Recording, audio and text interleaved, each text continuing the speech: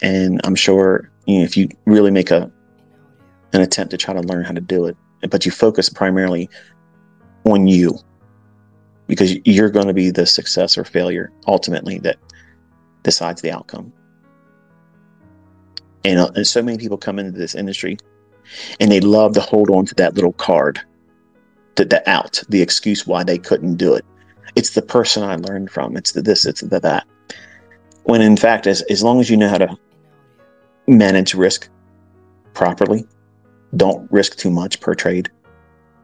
If you learn that skill set, let me put it in proper perspective. Okay, if you go through the pathway that I think is the optimal way of learning, which is, number one, if you're going to be trying to trade, you have to discount all the bullshit where people say you can't time the market, because we can, other traders do, and you have to predict price. You're not reacting to price, you're predicting it. So anything apart from those central tenets is bullshit. As long as you don't waste any time outside of those pillars of thought about trading, if you're an opponent to anything I just said there, you're fucking doomed.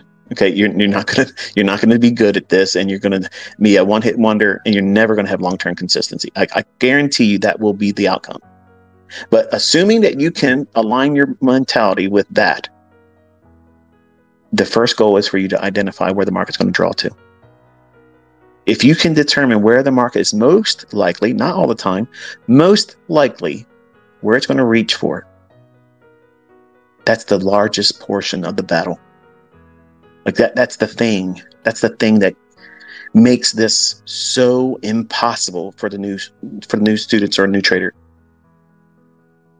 Because you're looking at whatever time frame you're looking at, and you're trying to find a pattern or an indicator indicating something, instead of understanding where price is trying to travel to. It's trying to go up or it's trying to go down. And if you can get that correct more times than not, what have you done? You have arrived at a bias. And here's the thing that you need to understand. There may be times where that bias is not obvious. What do you do in those circumstances?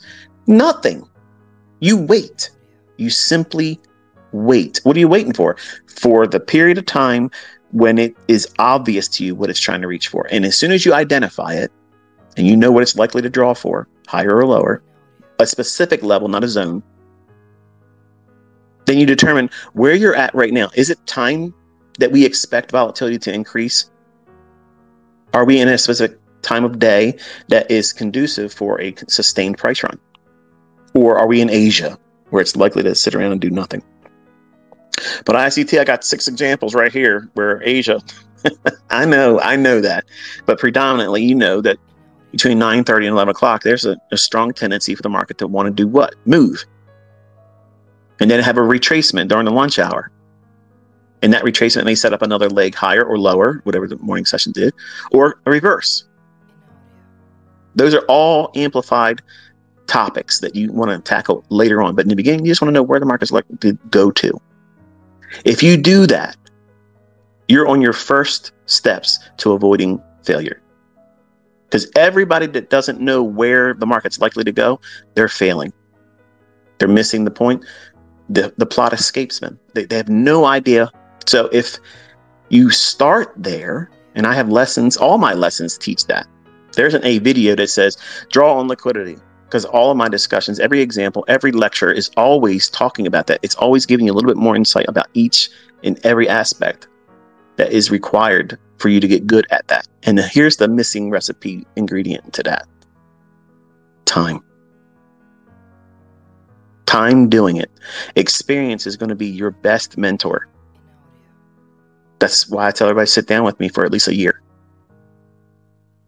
And you'll know if you have it in you. But you're going to learn a whole lot of things that I can't sit down and say, you're going to learn this, you're going to learn that. You'll know what resonated with you. But if you understand that skill set and you get good at where the market's likely to go to, the next thing you need to understand is risk management. But ICT, I need an entry. No, you don't. Because you literally can buy or sell any fucking wares. Don't think so? Test me out in August. August is the shittiest month of the summer. It's big money goes away. There are moves in August. I'm not saying there can be any volatility, but generally, symmetry, precision elements gets a little bit muddy in August. I'll show examples of it being there, but you collectively as a community should think, okay, August, if you're going to do any kind of vacations, it should be the month of August, and feel confident that being away from the month of August isn't going to hurt you. Now, if you have that skill set of knowing, or if you're going to borrow mine when I point to certain things where I think the market likely to go to, use a micro lot, one, not a mini, not multiple ones, not 15 because your funded account says you can do it. Trade with one micro lot, one micro contract. And just literally, as soon as you identify the draw, determine how far it can go against you before that idea would be null and void for that session. And wherever that is, it might be 30 handles. It might be 45 handles in the NASDAQ. Use one micro contract. That's it. One. And get in there and trade with it right there in a demo, not with your live account. And put the stop loss at where you think it would fail in that idea. And you put a limit order at the draw. You're going to find huge consistency doing that. But I'm not making a lot of money. Right. Because in the beginning, it's not about making money. It's about you conquering your fear about doing it wrong. But you want to be right. And you want to make the most that you can make when you're right. But you don't want to lose anything. You've literally created this idea of trading in the realm of impossible, because that doesn't exist. Nobody can do what you're thinking trading's all about. Nobody does that. I'm an inner circle trader. I don't fucking do that. There's an imaginary oasis that exists in the minds of traders when they first start doing this. They think that there is some way out there that they can always go in and get the biggest winning portion of the trade, and always have the smallest, tiniest little bit of risk and be 98% profitable. No. You want someone to tell you? I will. No, don't do that. Don't think that. Don't believe that. When you're first starting, where your focus is, what you should be believing is the most important thing is understanding where's the draw on liquidity, and work with that. Accept the facts that when you get it wrong, okay, what didn't you see in the chart? Go into your charts and really break it down. What was there that you didn't notice? And encourage yourself to say, you know what?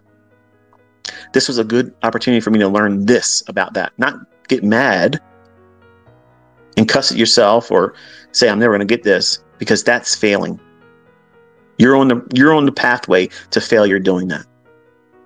Nobody gets to the winner's circle being toxic and judgmental about themselves and not see the silver lining in what it is that they're trying to learn. You have to cheerlead yourself. You have to be your biggest cheerleader. And that happens with a journal. A journal never encapsulates. It never gives room for that.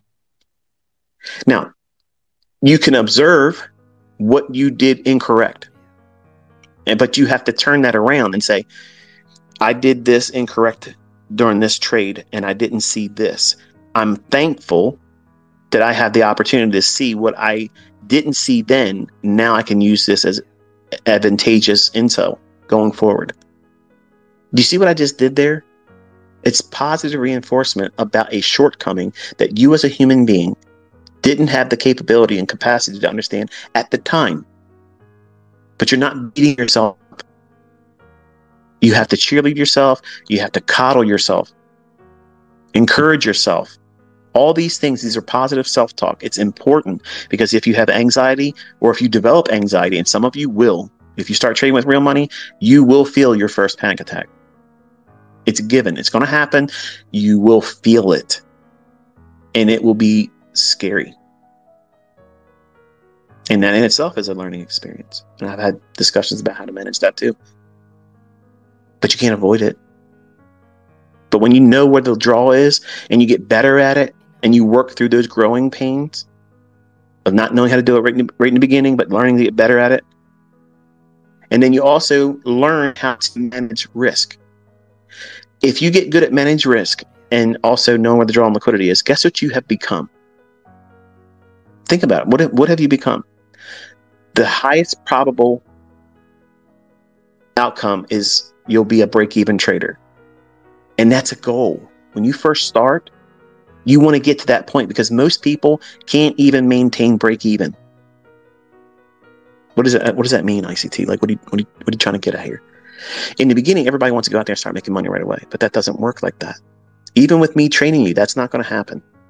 You're going to have periods of where you do well, and then one or two things happen, and you go into a tailspin, and either your skill set or your lack of control just goes into drawdown, and whatever you made, you give back, and you go right back to break even. You might dip below the initial equity starting balance of your demo, funded account, live account, whatever it is, but you just hang around that break even starting point. You make a little bit of money, and then you lose it, and then you lose a little bit going drawdown. You're not wrecking yourself.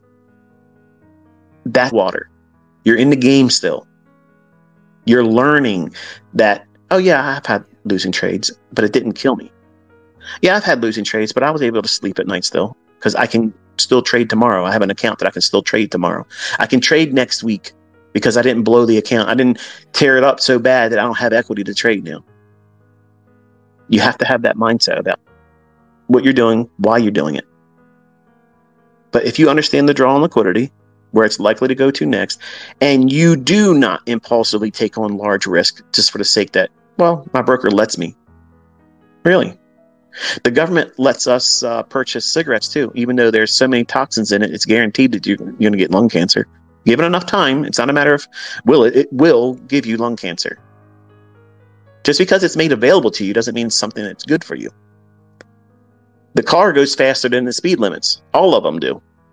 Just because the car will go 100 mile an hour, is it appropriate for you to drive 25 mile an hour zone, 100 mile an hour in front of a school? No. But your car says you could. Why can't I? Discretion, concern, sanity. And you have to have that in trading. You can't lose sight of recklessness and the invitation that you are going to be given many times in this market. So now how do you get to break even? I just taught you. Trade it with the smallest singular unit of trading, even in demo. And you do this every day, and you condition yourself every day, and you learn more. Each example, each time you journal, you're going to learn more about yourself. That's the thing that you want to discover. That's the most important thing. It's not about the tricks I'm teaching in price action. It's about you, because you're not going to spend the time learning properly until you correct those very deviant behaviors that you don't recognize right now. That's going to prevent you from being successful. You don't see where that curveball is coming right now. Nobody does. But at the end of the first growth learning curve, when you finally get to your profitable model and you know what you're doing, when you look back at that point where you know you have something that is consistently profitable and you know what you're looking for in the charts to find that, when you look back at that point, you will see what you have done to yourself that made it more difficult and longer than it needed to be. And you will have to take ownership of that. And I talk to you with this idea in mind because it's always us. It's always us. And nobody wants to be honest and tell you that shit, especially if they're selling mentorship courses, because it sounds like you're beating up your patrons, you're beating up your customers, and you want to make them be all hopped up and encouraged. Yeah, I have discussions with that too. But I look at you because I'm talking to my kids. I'm talking to you with the father role in mind. I want to see you do well. And I've fucked up a lot. And I've learned very very expensive lessons that you can't get from these dollar mentorships. Okay. These fucking guys out there that just started this, you're not going to learn anything from them. You're not.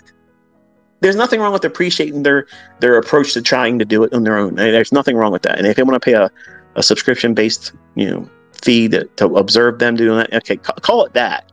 But don't call it a mentorship, because you're not really teaching anything. You're discovering yourself still, and you're fleecing people in their ignorance and their pursuit to try to get there faster. And I'm trying to be a voice of reason for people. I'm not 20 years old. I've been here for a while, and I've seen a lot of things, and I'm able to do a lot of things that most of these folks probably will never be able to do in their life.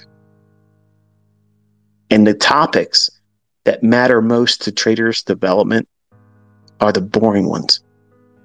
That's the foundation. Knowing where price is going to go, that's the first mystery that you have to solve in trading. Anybody that tells you that your job is not to try to predict price is a fucking moron. They're fucking stupid. They're a moron. They have no business trying to be a fucking educator. You have no business even speaking on the matter of trying to teach anybody. If you're trying to tell somebody that their job is not to try to predict price, when the whole fucking point of trading is predicting an entry point and hoping that you're right in the directional bias that you entered on. Otherwise, what the fuck are you doing? What is it that you're doing? If you're not trying to predict the future fucking transaction of price going higher or lower and being positioned to profit from that, what the fuck do you call what you're doing? What is it? Because where I'm from, that's fucking gambling. It's fucking gambling. I am not a gambler. I'm looking in there. I said, okay, there's a real reason for the market to go up there. Why? There's a huge pool of liquidity in the form of buy stops. There's a huge pool of liquidity in the form of sell stops. It hasn't been there in recent times, and we have seen the other side of that liquidity matrix tapped multiple times, and it's not showing a willingness to want to go in that direction anymore. So what's it going to do? It's going to revert back to the opposing side of liquidity, replaced with liquidity inefficiency. The same thing's happening. The mechanism for these price engines are going to be on the basis of two fucking things: inefficiency above or below the marketplace. That's a fair value gap, or real gap. What's a real gap? Opening range gap, a new week opening gap where there's no transactions made between two price points, or above old highs for buy side or below old lows for sell side. That's it, folks. And once you understand what it is that you're looking for and reaching for, you can go into these moves and look at where points of entry can be made. And in the beginning, it's important for you to identify the fact that they don't have to be perfect. But you are expecting perfect in the beginning, and you can't obtain that. I can't deliver that to you. You are messing it up in the beginning. I messed it up. Everybody that ever learns from me in the future, they're never gonna be, if I did a 2024 or 2025, ICT comes out of fucking retirement. Boom, here it is. He was a liar. He's coming back and doing mentorships again. If that was to happen, and it's never gonna happen. In Jesus' name, I'm telling you, that is never happening. But if I were able to do that again, that batch of people that would come to me would not learn it faster, better. I wouldn't have another way of telling you these things would be the same things I would be telling them. But you're all asking me to open up a mentorship. I'm literally talking to you right here, unmonetized. I'm mentoring you right now, and you can't even identify it. You can't even recognize the fact that I'm mentoring you right now. But because you didn't pay me, you feel like you're not doing it, or it isn't happening. These are the things that you're supposed to learn. These are the things that you're supposed to be looking for. What's the point of you watching my videos or listening to me talk about it unless you're going to put it to practice?